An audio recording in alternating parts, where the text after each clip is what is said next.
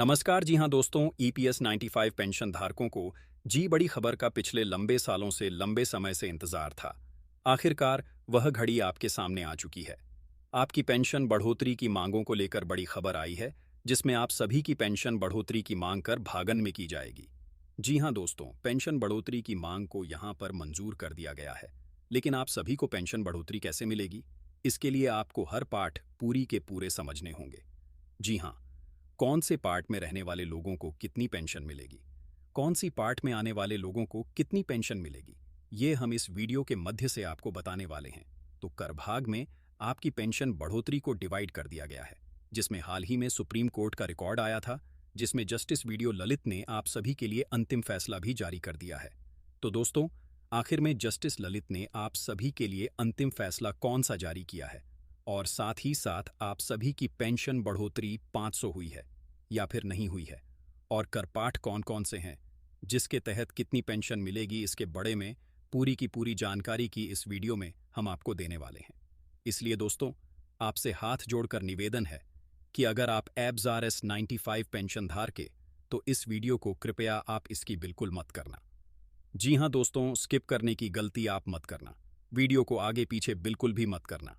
अगर आप वीडियो को आगे पीछे करके देखो तो दोस्तों, आपको यह पता नहीं चल पाएगा कि आपको कितनी पेंशन मिलेगी, आपने कितना अंशदान दिया है, कितने सालों तक सेवा की है, यह आपको कटाई मालूम नहीं चलेगा। लेकिन अगर आपने वीडियो को स्टेप बाय स्टेप पूरा सुना, फिर समझा, तो दोस्तों आपको यह मालूम हो जाएगा कि आप सभी को कितनी पेंशन मिलेगी। पेंशन के लिए आपको कोई दूसरा वीडियो देखने की भी जरूरत नहीं पड़ेगी। तो दोस्तों, सुप्रीम कोर्ट का इसके बारे में क्या आदेश आया है, और साथ ही कर भाग कौन से हैं जिसमें आपको पेंशन मिलेगी, इसके बारे में चलिए बिना किसी देरी के हम आपको बता देते हैं। लेकिन इससे पहले निवेदन रहेगा कि वीडियो को लाइक करके अपने यूपीएस 95 पेंशन धड़क दोस्तों के साथ इसे शेयर जरूर करें, ताकि वह भी एब्स 95 पेंशन की हर बड़ी वाप सके। तो दोस्तों चलिए शुरू करते हैं। आज की इस वीडियो को अपडेट बता देते हैं। सबसे पहले हम बात करेंगे सुप्रीम कोर्ट के फैसला की, जिसके बाद आपको बताएंगे कि आखिरकार पार्ट के अंदर आप सभी की पेंशन बढ़ोतरी को कैसे बनता गया है।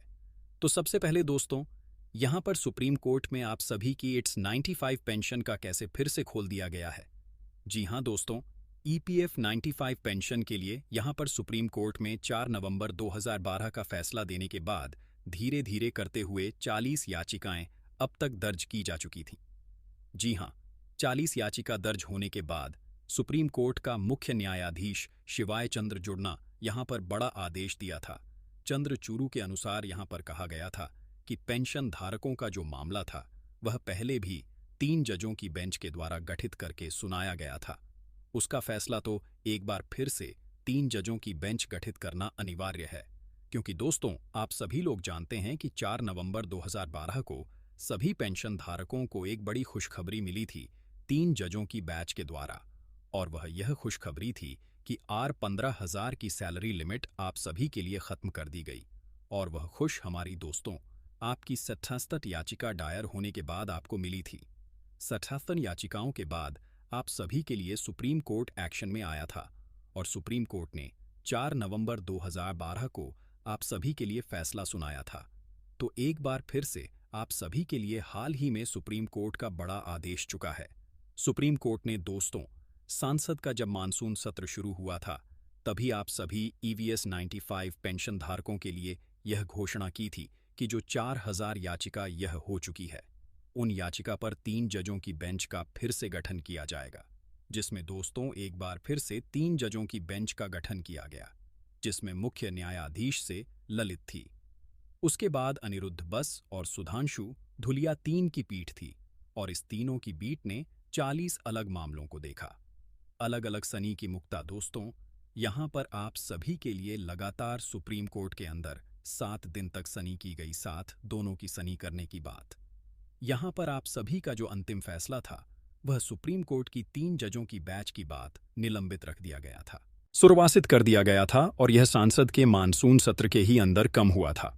अब सांसद का मानसून सत्र समाप्त हो चुका है, तो एक बार फिर से आप सभी के लिए एब्स 95 पेंशन धारकों के लिए सुप्रीम कोर्ट का बड़ा आदेश आ चुका है, जिसमें सुप्रीम कोर्ट ने बड़ा आदेश यह दिया कि पेंशन बकों को उनकी सेवानिवृत्ति आयु के साथ किसी भी प्रकार का भेदभाव नहीं करना चाहिए, जिसमें सरकार ने कम किया है।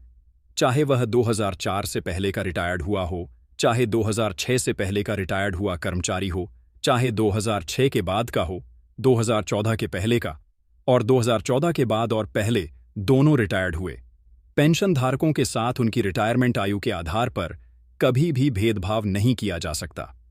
भेदभावपूर्ण की नीति को एक बार फिर से सुप्रीम कोर्ट ने बिल्कुल से जानकारी दिया है और सुप्रीम कोर्ट ने सरकार ईपीएफओ को यह हिदायत दे दी है कि जल्द से जल्द सभी पेंशन धारकों को सम्मान पेंशन देने का प्रावधान सरकार के द्वारा किया जाए। उन्होंने एक नोटिस भी जारी किया। तो सरकार कब इस नोटिस पर अपना एक्शन लगी, कब तक लंबे समय दिया, दोस्तों अभी तक साफ नहीं हो पाया है।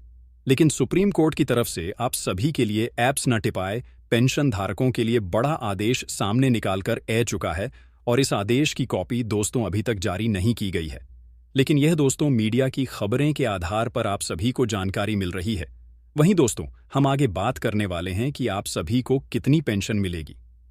पेंशन धारकों का मुख्य जो सवाल है वह यही है कि दोस्तों आप सभी को पेंशन कितनी मिलने वाली है, क्योंकि कर पाठ में यहां पर आप सभी की पेंशन बढ़ोतरी को डिवाइड कर दिया जा चुका है, जिसमें यहां पर आपको शुरुआत में RS 2000 RS 200 की पेंशन से लगाकर यहां पर आपको 93,000 तक की पेंशन या फिर उससे भी अधिक पेंशन मिल सकती है।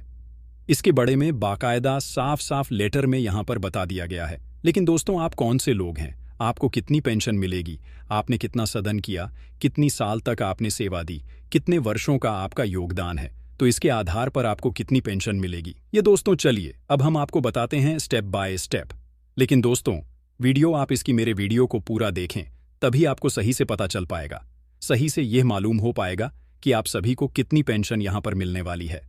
तो दोस्तों सबसे पहले बात करते हैं कि जिन लोगों ने यहां पर 10 साल या फिर 10 साल से कम का कंट्रीब्यूशन किया है, 10 साल से कम का योगदान दिया है, तो उन पेंशन धारकों की पेंशन में कितनी बढ़ोतरी की गई है और उन पेंशन धारक को कितनी पेंशन मिलने वाली है।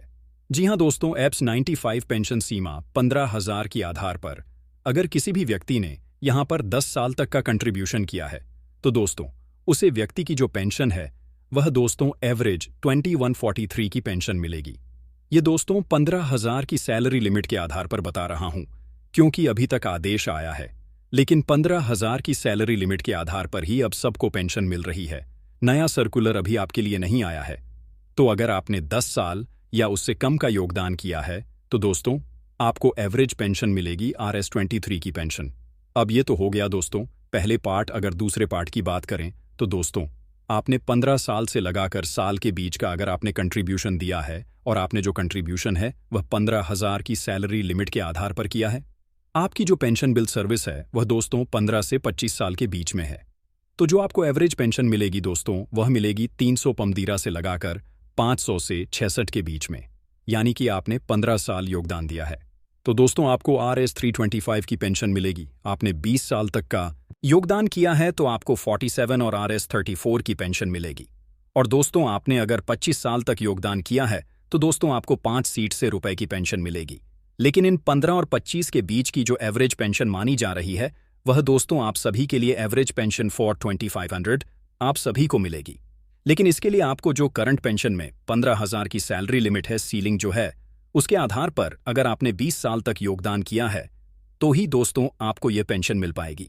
वहीं दोस्तों तीसरी भारतीय बात करें तो कौन से लोग हैं जिनको यहां पर 30 साल तक अगर उन्होंने कंट्रीब्यूशन किया है, 25 से 30 साल या 30 से थोड़ा बहुत ज्यादा उन्होंने कंट्रीब्यूशन किया है, तो उनको कितनी पेंशन मिलेगी।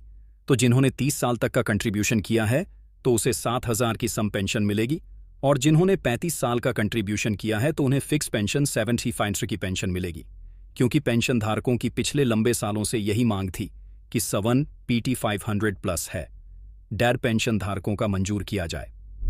तो दोस्तों मंजूर तो 17,800 प्लस है, डा हो चुका है, लेकिन सभी पेंशन धारकों का 17,500 प्लस DA मंजूर नहीं किया गया है। उन पेंशन धारकों का 17,500 प्लस डा मंजूर किया गया है जिन्होंने यहां पर 30 साल से अधिक 35 साल तक का कंट्रीब्यूशन या फिर 35 साल तक की जो पेंशन बल सर्विस है वह यहां पर कर दी है, तो उन्हें ही यह पेंशन प्रोवाइड करवाई जाएगी। ऐसा दोस्तों यहां पर सर्कुलर के अंदर भी बता दिया गया है और तीसरी भाग के आधार पर आप सभी को बताया गया है। अब दोस्तों अंतिम पार्ट और चौथ पार्ट आता है जिसके अंदर आप सभी को पेंशन RS 9500 या फिर इससे अधिक की पेंशन मिलेगी। जी हाँ दोस्तों, यह पेंशन आपको सैलरी के आधार पर मिलेगी और यह पेंशन उन लोगों को दी जाएगी जिन्होंने ज़्यादा पेंशन अपने के ऑप्शन को सेलेक्ट कर रखा है।